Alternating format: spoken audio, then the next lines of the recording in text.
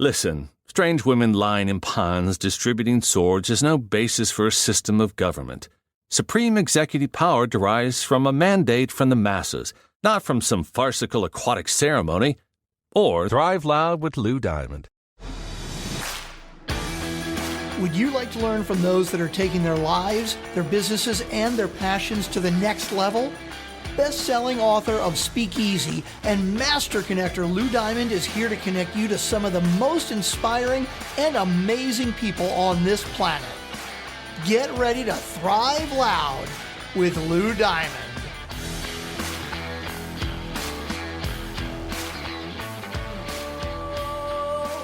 I can't get enough of myself.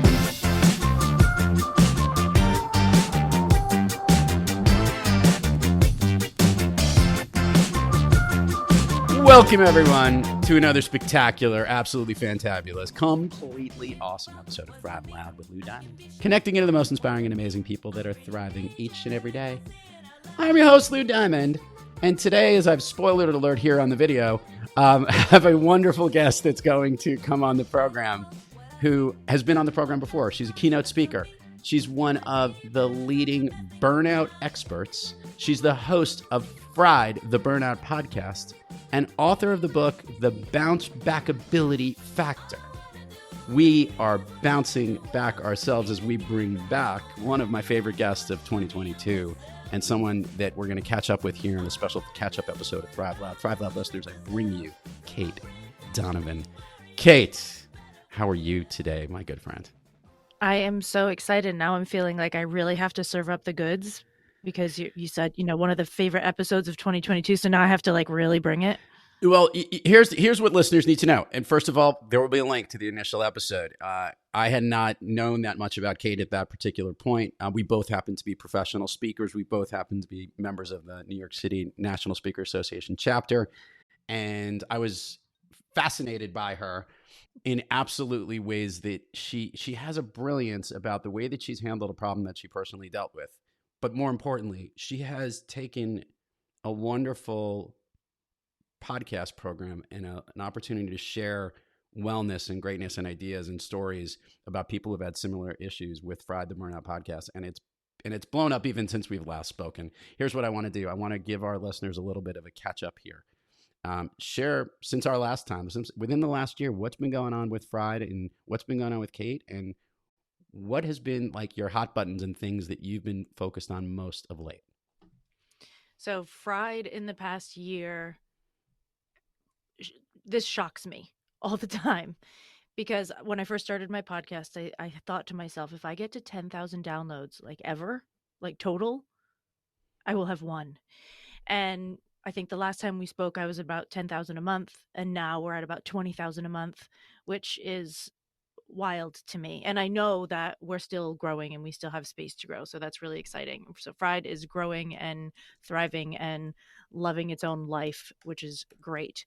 And the things that have been really coming up for me, I spent the last 2 years, so not just this past year, but the last 2 years doing another degree on how stress affects the body. It's a degree called biobehavioral health, which can be confusing because nobody knows what it means. But I've spent the time really digging into massive amounts of stress research, things that were not available when this happened to me, things that were not available when I did my first degree in Chinese medicine.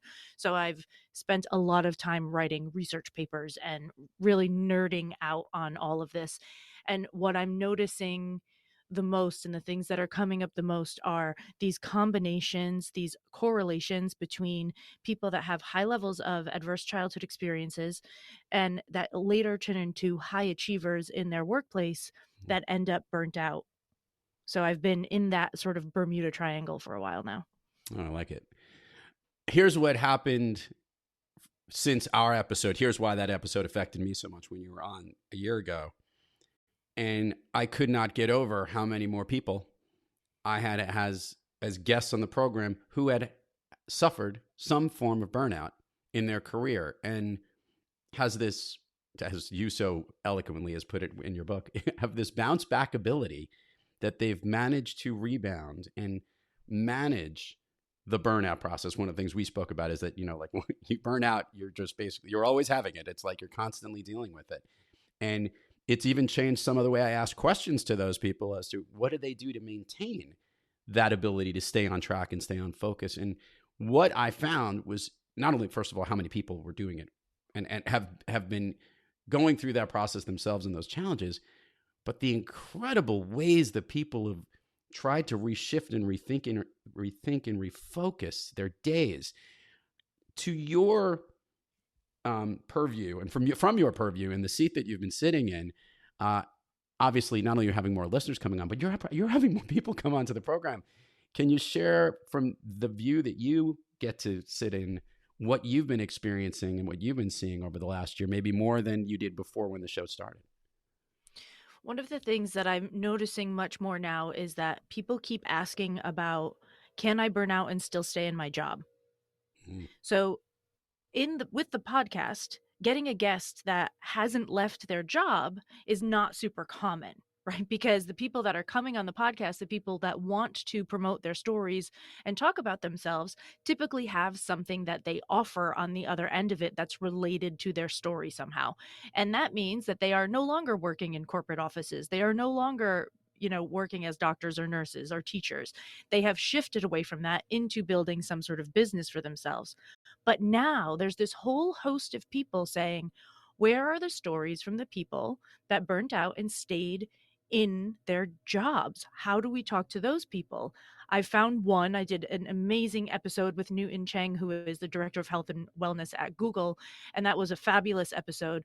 But it's really hard to find people in that space because they have no impetus to tell their story, right? They don't want to dig on their employers. There might be some PR issues that they need to avoid. Like, it's really hard to find people that have gone through that sort of process, not changed their lives massively, and are still living well and thriving within their environment. Not only have you been getting more incredible contact and more reach with the show as a professional speaker, you're also having an unbelievable way of communicating your message. Talk about what people want to hear in organizations and how you can help provide them the message that you do, the steps on how they can actually become better able to manage burnout or avoid it or, deal or push through it. We never push through burnout. So roll that back. Roll that back. Roll that back immediately. We never push through burnout. There's no way to push through burnout. There are physiological changes that we cannot push through that require rest and healing. As a company, the most common talk that I do within corporations is a Burnout 101 top-down and bottom-up solutions. And we talk about, here are the 6 main factors from a research perspective that say these are the 6 factors that make your workplace most vulnerable to your people experiencing burnout. I use the word most vulnerable on purpose because every single study that's been done on burnout is a correlative study, not a causation study. We can't do a causation study with burnout because we would have to be randomly selecting people and putting them in situations that we assume would burn them out. And that is highly unethical. So we don't do that. So we can only do research on people that have already been through it or that maybe are not there yet and end up going through it later if we're doing a longitudinal study. So there are these ideas within that some organizational psychologists are stuck on this idea that your workplace causes burnout. And what employers want to do and what companies want to do is say, is this like actually our fault? Are we 100% responsible here? And if so, what do we do about it? And my message is, you're not 100% responsible. There are always 2 sides to this story. And the person who's experiencing burnout is never at fault. And this is all true at the same time. Most of the time, there is a combination between these 6 workplace factors and these 6 coping mechanisms or personality traits, depends on who you talk to, how they would categorize them, that when they hit together, create problems. But the coping mechanisms and the traits that someone might have are typically reactions to earlier experiences in their childhood. So this is not your fault that you pulled up perfectionism as a way to keep yourself safe, that you don't have any boundaries because you're afraid that it will mean you'll be ostracized, that you are a people pleaser because you grew up with an alcoholic parent, etc. So it's not really anybody's fault, but there are a lot of coping mechanisms, both within workplaces and within people, that create a perfect storm. Yeah. So people want to know about that. I could speak from a little bit of experience on what I've been seeing in companies from what they're trying to do to get together. And I wanted to get your 2 cents on this. And that is that technology has gotten to a point and gotten us so busy, and there's no off button anymore, right? Like I joke about, like, you can't just go home anymore. Like go back 50 years ago where you'd go home after a work day and the only thing you could turn on the television, maybe listen to the radio. Work was never hitting you at home. Our friends weren't hitting us at home. Social issues weren't hitting us every single second of the day, where now when you're in work, family problems are jumping in, and we're getting hit at all different factors faster, more frequently, in volumes that we never could imagine.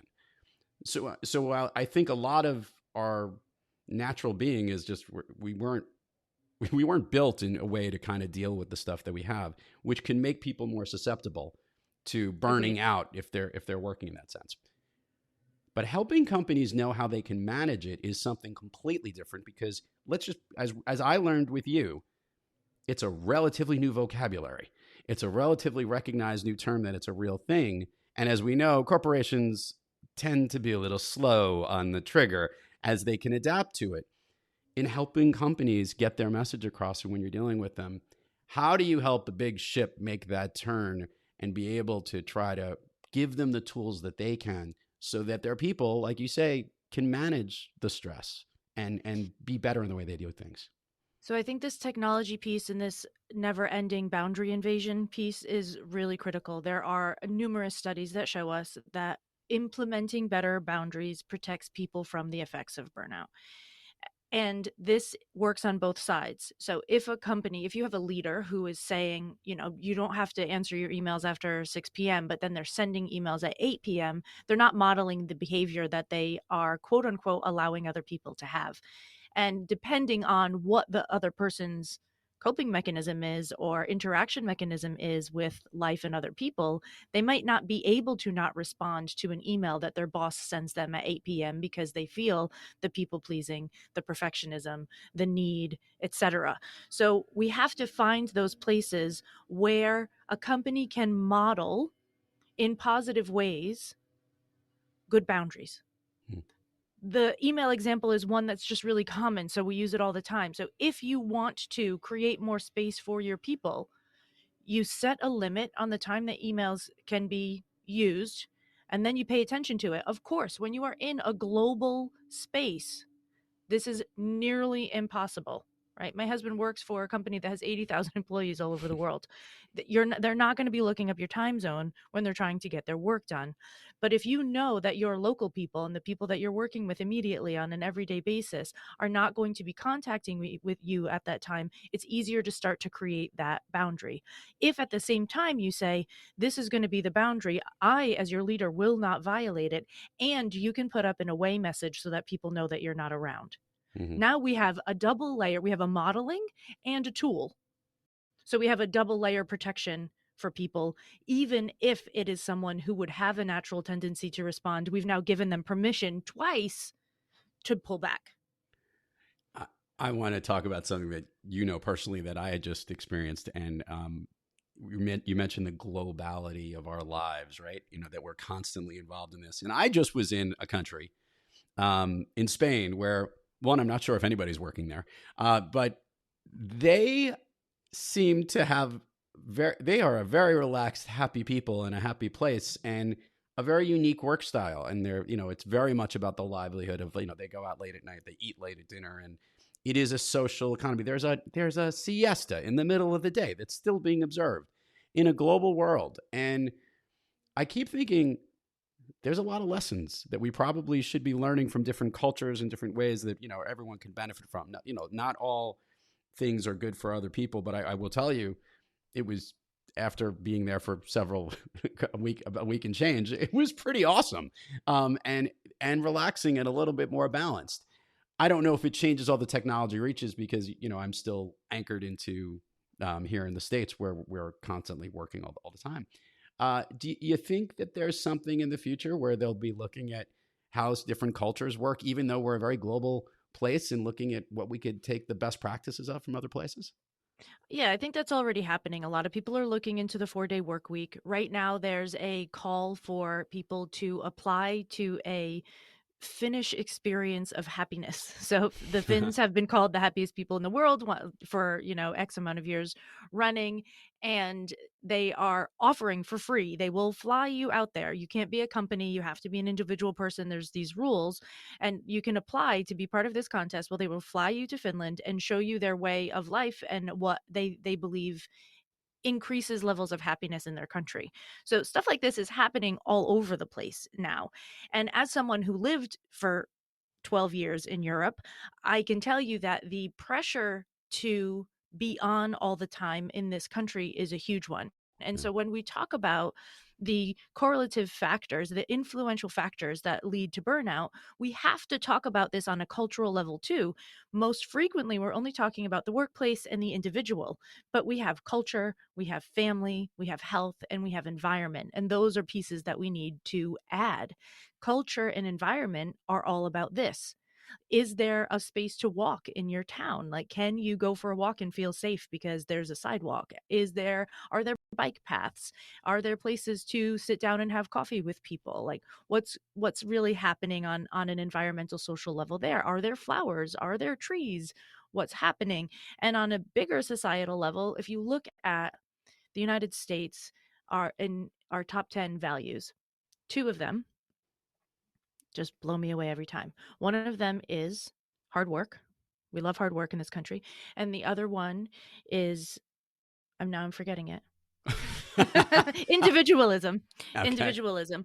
So we have this idea, this pull yourself up by your bootstraps is really built into our culture. And it is exactly the opposite of what we need to thrive on a neurological stress level. Right. Mm. And I'd love to know what the other 8 ones are. But what I find fascinating about this is there's definitely something that keeps me on the edge of my toes. And after having connected with you, I keep thinking, is America burning out? Yes. And I think it is in certain ways in the way that we're working at. And of course, I hope certain innovative companies understand the appreciativeness of managing time better, managing the work week better. Things can get done and still be productive, because there's been a lot of studies about productivity that since COVID, our productivity has actually dropped down a lot. But is that necessarily a bad thing? Just like when you need to bike and go up a hill, you can't keep running 100 miles an hour at a full speed, at a sprint speed, to go up the hill. You need to slow down first to then be able to build up and grow. So it's almost as sad as this is, but the burning out of America might be an opportunity for it to actually figure out how it can strengthen and follow the best bounce back ability that it can do. What do you say? Yeah, I agree with that. And there's now there's a lot of studies being done now on the relationship between performance and well-being. So we used to be looking at performance just as performance. Now we're looking at performance in a context. So what's happening within medicine and within companies and within thought processes is we just spent nearly 200 years breaking things down into silos, saying biology is this and chemistry is this and sociology is this and psychology is that. And now we're doing the psychosocial view of. Now we're combining ecology and architecture, because we know that those things need to work together, and we're combining. So we're getting to this place where we took the pendulum to the extreme where everything was separate, right? This is the littlest cell. This is the smallest part of your body. And this is how we can adjust it to make you healthier. And now we're saying, here's the environment and the social determinants of health that have an effect on your overall life that you don't have anything to do with, but are affecting you anyway, right? So the pendulum is taking its swing. And I think that that's really unnerving for people, because when you look at a bigger web of causation, it can be confusing. When I tell you that the things that make you vulnerable to burnout are your family of origin, your current family, your overall culture, the culture that you live in, and the culture that you come from, right? In the United States, we have people that are often living within two cultures. Your values or lack of values, the environment that you're in, your overall health, your genetic history, your personality traits, and the workplace culture that you're in. All, and then people are like, it's a lot. But if we take the time to realize our interconnectedness Yeah. with each other and with everything, if we are starting to see again where and why things are overlapping and why that matters, it gives me really great hope for where we're going. We needed to silo, we needed to separate in order to gain knowledge. And now we're realizing that those lines are a lot blurrier than we wanted them to be. So we're learning. Look, AI is taking over everything anyway. You know, before you know it, ChatGPT will be replacing our jobs. So we'll have plenty of time to relax and not burn out, is the way I look at it. Who knows? No, I kid, but I don't. But I also know that I think what's really great about what you're doing is the awareness of it, the ways to manage it, and also the ways to look at all the different things around the world and different ways that we can incorporate this together and put it into a mixing pot to figure out, because there is no one fit solution for all. It's going to be unique for everybody. And that mix is, I think, what makes the conversation so exciting. I think, and for what you represent on your program and what's going on in the world, I think this is the conversation everyone needs to be having at the workplace. Amen. With that, let's give a little admin update. Share with the listeners all the things going on in the world of Cait, and then we're going to have like a different version of Fun Street, which you and I have fun all the time. But I would love all the things going on from a business perspective or a personal perspective. Oh, business, personal, whichever you want. I was doing more from an admin point of view so that people know where to find you and get the new things, Okay. which we'll put all in the show notes and stuff for those that didn't get a chance to get to the other episode that they're going to hear about afterwards on the links and all that stuff. But, you know, Fair. First time people coming to you. Best place to find me is friedtheburnoutpodcast.com. And or anywhere that you listen to podcasts. Fried is the top of everything that I do. So if you find that, you will find everything else that you need to find me. If you are looking for a burnout speaker and you need that right away, then it's caitdonovan.com/speaking. Simple. So with that simplicity, because we never would have complicated it here on this show, and specifically around fried. Speaking of fried, so I had a lot of fried food recently. I would love to know, because listeners need to know that I just went to Spain, and upon the recommendation of many people, specifically Cait here, I had a great experience in Barcelona at a place called the Paella Club. We're giving them a shout out because we had such a good time. And we have a contact there. What's his name? Yes. Alejandro. Alejandro. He wasn't there when I was there. I was there with my daughter and my wife, and we all prepared. Everybody prepared different types. Do you have a favorite paella that you like? The paella that worked best on the evening that we were there was the vegetarian one, which is surprising because my preferred is mariscos, is shrimp and seafood is my favorite typically. But that particular day, I don't know what my friend Eva did to her vegetable paella, but it was out of this world. And the truffle oil, did you buy any of their truffle oil? So we didn't, and I got to tell you, they're overcharging truffles in the States because we had meals with truffle oil and just about everything. And you know what? They did have truffle oil with it. You are 100% right. They put it in with the olive oil. It was delicious, but I did not buy it. I should have bought it. You should have bought it because I've tried to find better truffle oil since I've been back. Nothing. Nope. Shout out to the Paella Club here. Okay. Fun things going on. I also wanted to update this.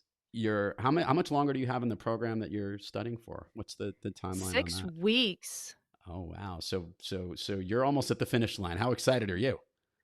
I am thrilled to get back the time, and I'm thrilled to not have that bill anymore. Paying for school, paying for higher education in this country is painful. So I'm excited for both of those things, and I know how well it works for me to have that structure about, hey, you have to write a paper on this thing right now, so do the research and get it done. So I'm really, really grateful that I had the time and the finances to be able to give myself this opportunity to dig deeper into my favorite subject that I just wouldn't have done if left to my own devices. 2 other questions here to put a bow on this fun episode. When Cait walks to the stage, what's her walk-up music? Oh, I think we played it last time. Can't Get Enough of Myself by Santa Gold. Oh, that's the same one. It was. Yeah. Maybe you're right. Okay, we'll play it again for those here. You still have it in that sense. I love it. I love asking this question. I want to see where it goes. When you speak, you have a lot of messages and a lot of reactions that you get to see the crowd have. What's the one that always gets the big aha moment? The one that you don't actually think it does, but every time you deliver it, there's that reaction in the crowd, the nodding, the oh wow, that message totally hits home. Do you have one that hits more than others? Yeah, in the resentment is your superpower talk. I tell the same story almost every time, and every time it's a very similar reaction. So we're talking about how resentment builds up, where you can see it. If you're not admitting that you have resentment, I'm trying to point out a place where it might be showing up that you're not aware of. So I tell everyone, I want you to imagine that you're walking into Target, say, because there's Targets everywhere. And you're just at the door, and you look behind you, and there's someone that is an awkward amount of steps behind you. So if you hold the door for them, you're going to be holding it for like slightly too many seconds to make it natural. So it's going to be a little bit awkward. But if you let it go, it's going to slam like almost exactly in their face. So you're in this sort of like zone of, what am I going to do with this door and this person? We've all been there. You decide you're going to hold the door open because you're a good person. And then this person walks right past you, says nothing, and you turn around with a passive-aggressive voice and an attitude and go, "You're welcome." I love it. Right. Everybody knows this experience, and whether or not it's holding a door or something else in your life, when you are taking the time to do something that no one asked you to do and then you don't get recognized for it, it will breed resentment. Love that. Yeah, it's so fun.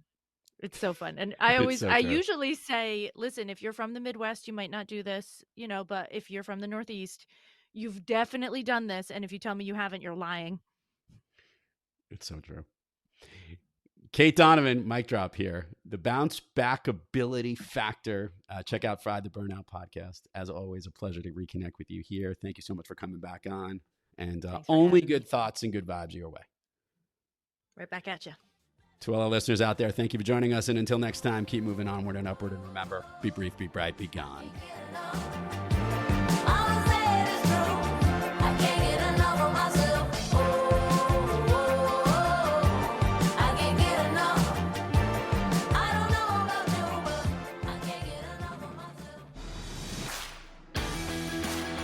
You've been listening to Thrive Loud with your host, Lou Diamond. Check us out on the web at thriveloud.com and follow us on Instagram, LinkedIn, Twitter, and Facebook at Thrive Loud. And check us out on the Good Pods app at Thrive Loud, where you can follow, listen, and connect directly to Lou and all of the Thrive Loud episodes. Thanks for listening.